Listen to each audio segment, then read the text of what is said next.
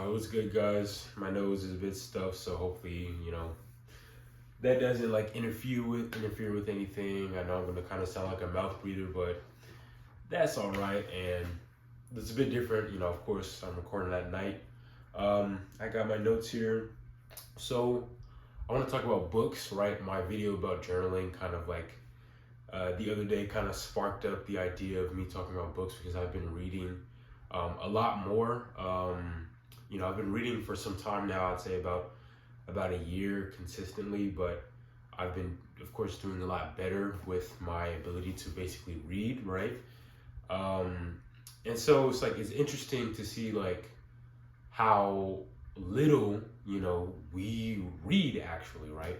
We barely read, right? The only thing we probably read is like Instagram messages or text messages or like looking at subtitles on a Netflix show that we're watching, right? We barely actually go out and read books on our own. And so like when it comes to reading, right, you can like gain like so much knowledge. You can expand your knowledge, your comprehension, and your vocabulary, right? So many times, very often, I'll read and I'll come across words that I don't know, right? Words that I've never heard of or words that I have heard of, but I've never really grasped the meaning of. And I can just look up the definition and now I have a new word to my vocabulary, right? You miss these opportunities when you're just looking at, the usual form of content, that is, for entertainment, right? Like no cash show host or whatever is like using these like big sophisticated words that like, when in reality, like they might not be seen as useful because nobody really uses them. But when you think of it, you're not using so much energy exerting out like, 5 words when you could just use one word to sum up that whole context of information, right? Again, when it comes to reading books, right? So like you might think like, oh, I'm a big reader. I used to read a bunch of Harry Potter and Diary of the Wimpy Kid when I was in middle school and elementary school, right? Yeah, I'm definitely a big reader. I read all those books. Like, bro, you're not a child, all right? You're not a child, right?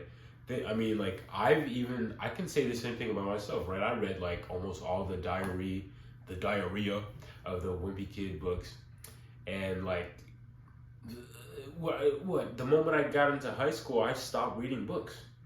The moment I got into high school, I stopped reading books. When I graduated high school, I barely read books, right?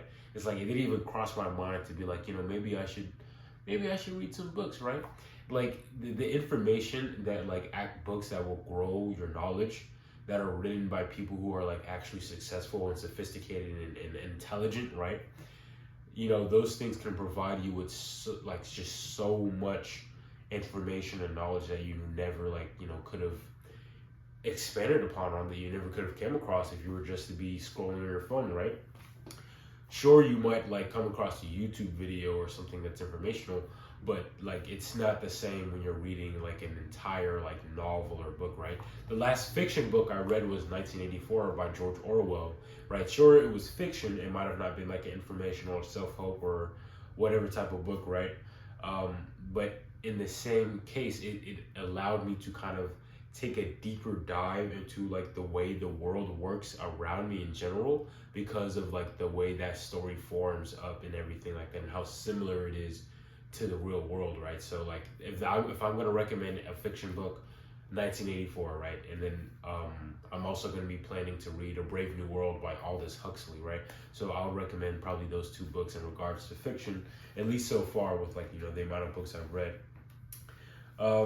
So this is a major mistake I've made when it came to reading, was trying to read a bunch of books all at one time, right?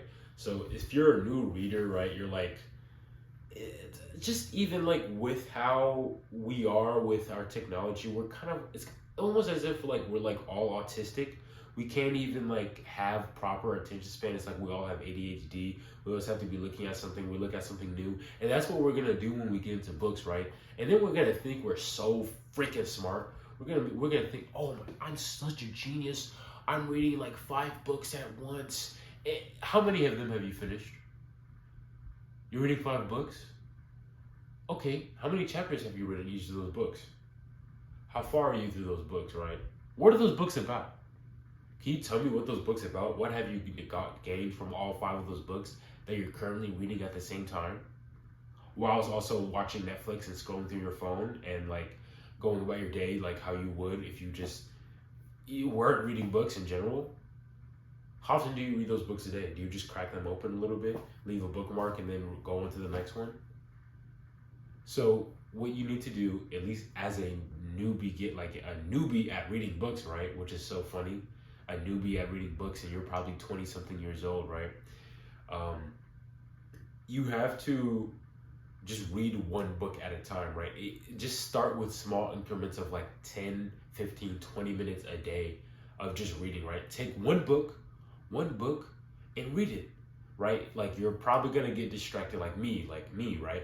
Probably gonna get distracted by a new book and a new interesting title, and you're gonna hear all these things from your favorite YouTubers or content creators or business gurus about like, oh, read this book and read these books and read that book and you should pick up this book. And then you're going to be reading 20 freaking books at the same time. Like, because you can't just focus on one book at a time, right? Then the book is, if you bought the book already, it's still going to be there. The knowledge is still going to be there. Sure, maybe you can crack it open every now and then, read a couple passages, but focus mainly on one book at a time, right? Especially if you're new to reading, right? And you have a low, like, attention span, right?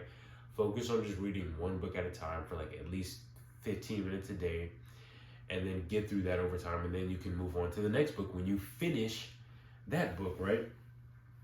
So like, it's better to say that you finished a book, right? It's better to say that you actually finished a book rather than like saying that you're currently reading X amount of books or reading this book and that book. It's better to say that you finished X, Y, and Z, right? Like, imagine being able to say that you finished 3 books instead of saying, okay, I'm currently reading 6 books, but you're like nowhere near even the halfway mark of any of them, right?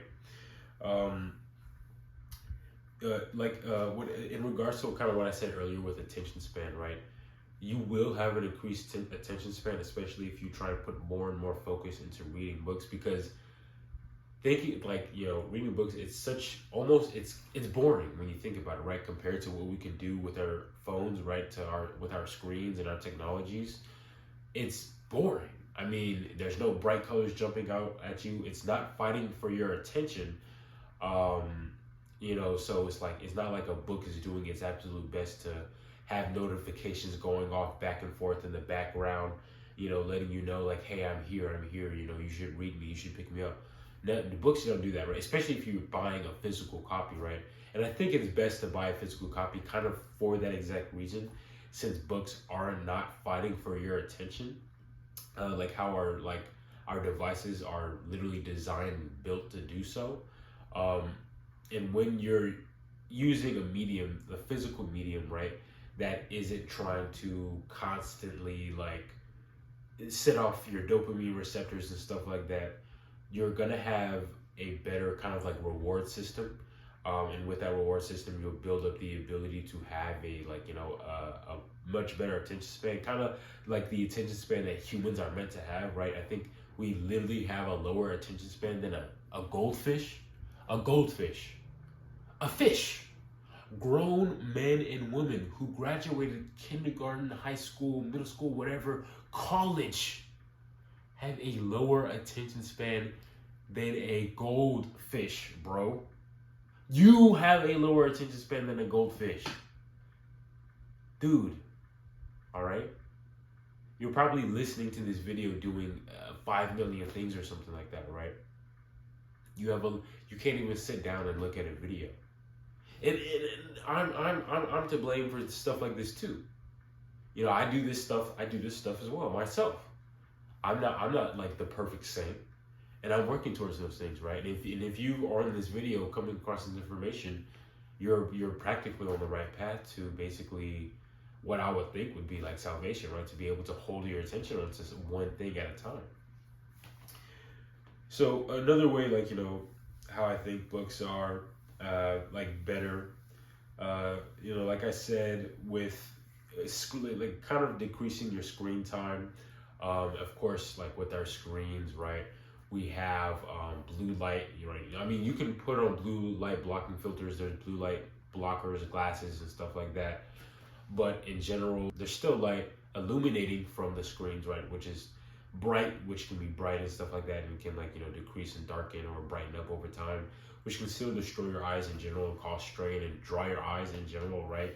I mean, you're looking at something bright like repeatedly, it's gonna dry your eyes out and it's gonna make you more tired and fatigued and stuff like that. So looking at something physical, you know, like just like this is a notebook, of course, but you know, it's not trying to blind you. Again, it's not fighting for your attention. I'm gonna go over kind of like when I first started reading. I still carry some of the, like these bad habits, I would say, but like, you know, they're not as bad anymore. But I was first reading, right, and this might happen to you too as well if you're gonna start reading. It would take me months to finish a book, right? Like a book that is like what this book is about 200 pages. I'm going to say 190 pages, right? That's about where the content of the book end. Months. Okay, The Way of the Superior Man, David Data, right? I got this book months ago. I'm only just now getting like, you know, past the halfway point, right? And that's me reading the book, getting to a certain point, putting the book down, and then coming back to it, and then rereading it because now I'm being more serious about how I'm trying to read books, right? And so, like, again, like I said, it would take me like months to finish a book that is like 200 pages, right? And you might think like, damn, 200 pages? That's crazy. It would take me months too. Listen. Think of every single moment of the day you spend on your phone. Think of every single moment on the day you spend watching TV, lounging around. Think of every single moment of the day you spend probably indulging in like useless conversation. Just think about that, right? Checking your phone for messages that aren't there, that don't exist, or for messages that don't need your time at that exact moment, right? You could be reading, right? And imagine if you can spend probably, let's say, all that screen time, right? All that unproductive screen time, let's say on the low end, 3 hours, right? You use those 3 hours a day reading, right? You can finish a book. You can finish a 200-page book, right? Especially if you're reading and you're actually comprehending things. Even if you're rereading over some passages, right? You can finish a book within like a week or something like that, or even 2 weeks, right? Or even less, right? Depending on your lexile and how fast you can read and comprehend, right? And this was also another problem, right? My ability to be able to read and comprehend, right? Like, it's kind of shameful and embarrassing to say this as a grown man, but it was hard to be able to just read, to look at the words, read them and comprehend them, right? Because what would happen in the middle of me reading, I would literally be thinking of something else. At this point, I'm not even reading. I'm just looking at the words. I'm just looking at the words on the screen. Sorry, not on the screen, on the page. And then I end up having to go back two pages of being like, okay, what did I just read? Let me go back over this. Let me make sure I can like actually comprehend it, right? Now, I don't have those problems anymore. Now I can actually focus on what I'm reading. It happens sometimes a little bit, but most of the times when I have to go back and reread a passage or a sentence, it's because the content that like I was reading, I couldn't really grasp it, at least not yet. And sometimes that leads me to kind of have to go back, and forth to like some chapters and stuff like that, just to reread them to see if there's anything that I missed, right? Another way like I was kind of bad with reading, I would kind of cope by watching YouTube videos, right? By being like, well, I'm watching this informational YouTube video, or I'm listening to this informational podcast, so it's all fine. It'll be all dandy, right? It'll be the same. It's the same, right? No, it's not the same. It's still not the same, right? Because when I'm watching a YouTube video, or really listening to a YouTube video, right, or a podcast, I can be doing like 10 million different things that end up taking away my focus from that book, or what I could have been spending my time as reading a book, right? Like, most of the time, if you're watching a YouTube video that like it's kind of similar to this, like low edited stuff like that, you can probably just put it on in the background and just do something else, right? Do a school project, do homework, clean up or something like that, right? But you have to realize like your attention and your focus is being put on that task at hand. and only part of your focus is being put on what I'm saying, right? Now driving, like if you're American and you drive everywhere, you know, I'd say driving, you can still listen to content whilst driving. Like, you know, you can kind of use audiobooks in this case. Um, when you're driving around, when you have to drive around all the time, you can get just so used to driving to where it kind of becomes almost like drone like, right? Where to where like you're just driving and you know you end up at your location, right? The rest of your brain can focus on, you know, the podcast or the audiobook, right? So in that case, like if you drive a lot to like every location you go to, then I would say like, you know, like audiobooks would be useful there. But getting out of the topic of like, you know, how bad I was when it was kind of like when I first kind of you know, started reading or whatever the case may be, right? Getting a physical book is way better because I kind of feel like it holds you more accountable because it's there, it exists in physical space, right? You know, when I get books on my iPad, I almost never read them. I almost never open them up because like I don't see them, they don't exist. It's not tangible. It just exists in a digital space, and in that digital space, it's on a device that is constantly again fighting for my attention for other things, right? So it's best to get a physical copy, right? And like, you know, so what if like it takes up space, right? Have a space for those books. Have a library, have a bookshelf, right? You can, I don't know if it's in the shop, but I have a bookshelf of all the books that I have and notebooks that I have, right? It might not be the best organized, but have a space to have like those books, right? Imagine how cool it is to have a library in your own home, right? Or in your own living space, right? Not many people have a library. Not many people have a shelf or a space dedicated to books, right? They might just have a book laying around on their table or on their desk somewhere or close to their bed. They don't have a dedicated area or space to actually like to read, right? They just have books lazily placed around. With books, right? Like I said, kind of buying the physical copy. Sure, you can get like a digital copy for like very cheap, right? Or even for free, depending on the platform you're using. But I think it's best to get a physical book because of just what I just mentioned, and then the kind of like the value is kind of like an investment, right? Like how I would kind of consider getting good workout equipment to be an investment. When you're getting a good, an actual really good book, right, that, you know, a lot of, I'd say, successful people have seen, you know, a lot of results from, it's an investment because you can go back and you can reread that book and you can gain new information and knowledge that you might have missed or that you've like, you know, might have read over or you didn't notice before, or like maybe you've come back to it with new insight. And now you can like, it's like you're reading a whole new book again, right? Sometimes when I go back over certain books that I've read, some passages and stuff like that, I notice completely new things that like, oh wow, like I must have forgotten about that, or like, you know, this must have went over my head at the time, right? Like, especially as you develop and grow as a person, the books, they don't become stagnant. They can still provide so much value and so much information, right? You know, like I said, books, they don't fight for your attention. This is like a double-edged sword, right? This could be a bad thing because we're kind of addicted to our smart devices, right? We'd rather spend time on our smart devices, whether we realize it or not, right? Unconsciously or consciously, we spend more time on our devices, and we would rather just do this all day rather than just putting it down and just spend it, you know, like I said, at least 20 minutes a day, right? I'm just reading. I'm just simply reading. My last video, when it came to journaling, right?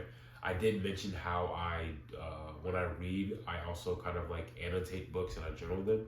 This is a great way to gain the knowledge and assess the knowledge within books and to better understand them, right? It's one thing to read the books and to just kind of like look over the information and then try and retain it and remember it.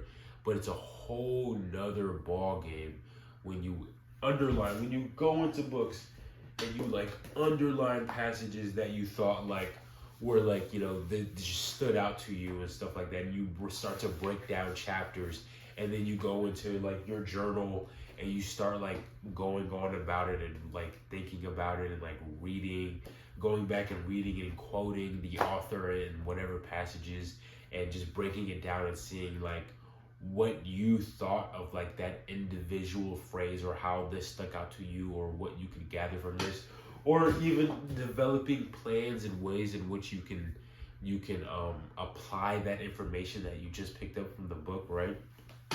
So it's very important to try and like, you know, combine those aspects of reading and writing, right? Because overall, that's just really how you comprehend what it is that you just read, right? By like writing it down, developing plans, stuff like that, breaking it down, seeing how you can understand it, how you can kind of regurgitate to other people, and then how you can lastly apply it to your own life. So my first book that I read, you know, funnily enough, right, kind of going into the same theme of, you know, screen time and like being distracted by our phones, it was Digital Minimalism by Newport. This book, for paperback, it is $16.95 on Amazon. At the moment of me recording this footage here, it's about $15. I think like $15.95 for the hardcover. But I will put a link to the book in the description, and just so you can check it out. And again, like I said, books are an investment, right? I read that book all the way through, and that book, it took me months. It took me months to read. It was ridiculous. It shouldn't have taken me like that long to read it. It should have taken me like, you know, 2 weeks or something to read it, right?